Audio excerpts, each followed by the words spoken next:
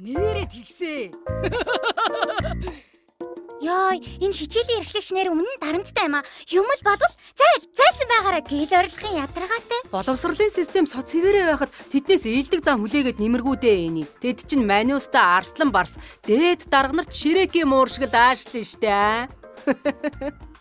Энэ элдв балай тэмцээн уралдаан олимпиадуудын яана. Бүр нэг залхахмаар гайгүй сурвал олимпиад руу чирчихнэ гээд манчин бол алтан дундаж руу явдаг болсон штэ. Хөөе, тэгжээж улаан шугамнаас хоцорчих боо. Улаан шугамч шиг. Огт мдээгүй ээж байгаа л өөр нэг туршилтын туулаа болчихсон явж байх юм аа. За туршилтын туулаануудаа гомдлож дууссан бол гарч сагсдах уу? 30 жилийн өмнө монголчууд дарга нарын үйл ажиллагааг ил тод шөмжлөх эрхгүй байсан. Харин өнөөдөр иргэд төдийгүй хүүхдүүд ч болохгүй байгаа зүйлсийг нээлттэй хэлэлцэж, нийгмийн өвчнийг оншилж чаддаг болсон. Удахгүй эмчилж идгээдэг шинэ үе гарч ирнэ.